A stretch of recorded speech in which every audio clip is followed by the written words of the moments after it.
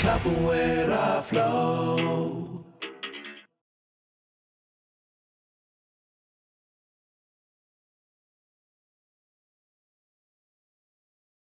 Okay, the first move we're going to be learning is called Ginga. Okay, this is the foundation of Capoeira. Everything, this is the soul of Capoeira. Everything Capoeira, all the kicks, all the movements comes from this movement. It's our stand in Capoeira. Like you have on other martial arts, this is our stand. Yeah, I'm going to explain and I'm going to break down for you step by step, just so you can understand what we'll be doing.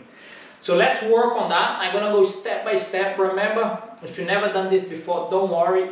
It's quite unusual at the beginning. Get used to the arms, get used to the legs, because we're constantly moving. But I'm going to show you very slow. I'm going to show you the steps, show you what you should do, what you shouldn't do, and it takes time. I'm not expecting everyone to do this straight away and feel comfortable with it. It takes time to practice. And I have been doing for Capoeira for over 20 years, and Ginga is always there. I'm always improving my Ginga, I'm always getting more comfortable with it. So this is just the beginning of your journey. There will be loads of times for you to practice. Let's get into that. Okay, the foundation of the Ginga, the easiest way I find it to start is here. My legs are in parallel, so I'm gonna sink into my knees a little bit, and then I'm gonna bring one of the legs back. Okay, so what we're trying to do is move in a triangle shape. So this is the top of my triangle, so I'm going to bring my leg back.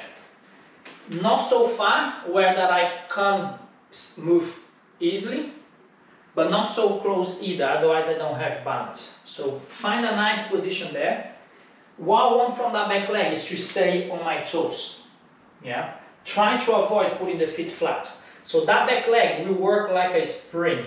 I'm going to always bounce of it, always absorbing my impact and always pushing me forward or backwards. So that back leg's on my toes. The front leg, my knee slightly bent. So I don't want to keep my knee straight. I'm going to explain as you're getting along why not, but always bend. So this is my position. So the position of the arms now. My arm, wherever leg I have back, I'm going to bend the arm on the top.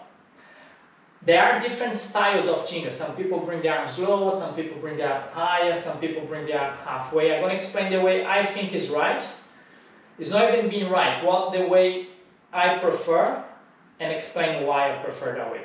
So that's my back Ginga, my back leg, same arm bend.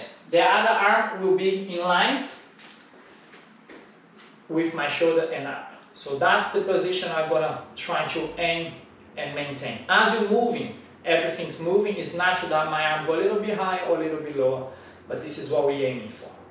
So opposite to the front leg, the arms bend, or if you prefer to think of the same leg at the back, the arms bend. Now I'm going to bring the leg back to the center, and that's when I'm going to change my arm. So I'm going to try to change my arm before I move my leg. So now I'm going to transition to the other side. Same idea, the back leg on my toes, arms up, in line with my shoulder. Try not to do this, drop the elbow, so it's like this. I look quite small when I'm doing Capoeira, so I want to look big, I want to take as much space as I can. Front leg bend, and then I'm going to transition to the other side.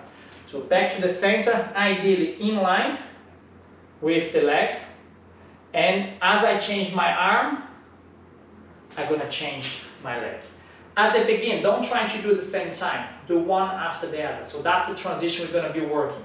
Let's work around a minute just on this, just until you get used to it. So here, step, change the arm, change the leg. Note when I'm on the middle, I'm a little bit lower here. So I sink into my legs a little bit more. It's like a squat. Yeah, make sure I'm not leaning forward and I'm not leaning back. So both knees slightly bent. Change the arm and then change. Okay, to start with, see, my face is almost in line with my head here on my neck. Eventually, when I add more movement, I might feel like twist. Everyone has their own identity. Your Ginga is your identity. Even though we could train together for 10 years, you're still going to have your one particular way to move. So it doesn't matter, you don't need to copy exactly what I'm doing, it's just focus on the principles, why my arm's there, why my legs bend, and all that kind of stuff. Okay, so now I'm gonna put the music on, so you're kind of enjoying the music. We're gonna start very slow, so we're gonna kind of play Angola music. Yeah, don't worry, not copying the Angola style. I just want you to move slow, because Angola, the rhythm are a little bit slower than São Bento Grande.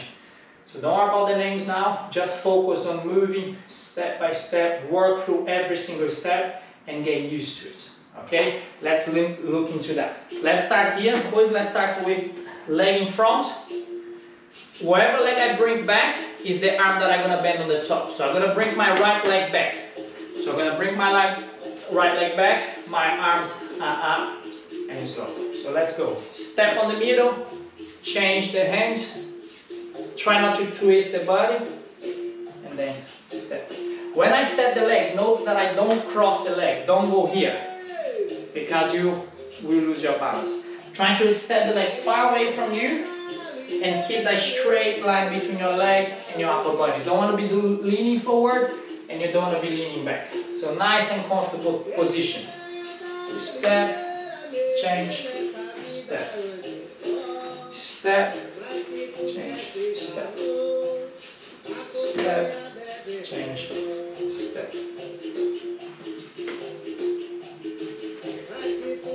Keep doing this. I'm gonna show you sideways so you can see how it looks like from the side. But don't speed up, don't change anything. Nice and slow.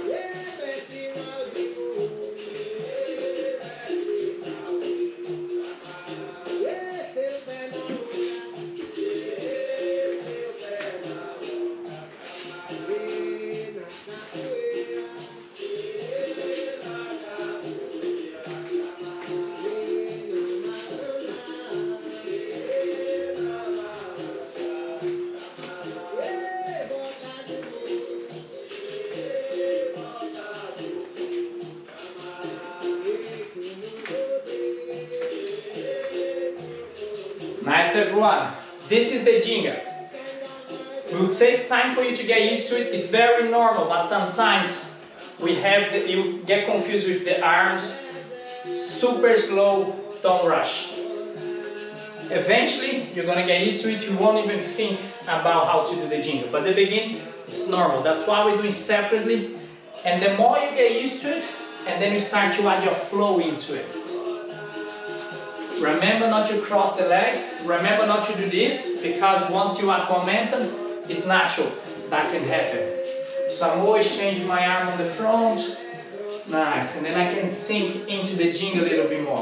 When you're doing the Ginga, I want you to feel that there is a line here, and that line cannot be touched. So I'm gonna step, I'm gonna go underneath that line, change my arm. Step, I'm going to go underneath that line and step. When you go underneath, make sure you don't lean your head.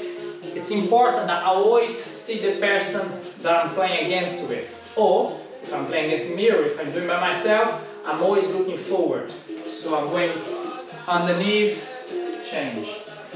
Underneath, knees are bent, change the leg, and then change onto my toes. Underneath. So if I'm going sideways, the line is here now. So I'm going to go underneath, change. It's a great exercise for your legs, for your glutes. And then when I open my leg, the easier it is. If I'm just doing the Ginga here, I don't have much room to work with. So I step my leg in line, change, go.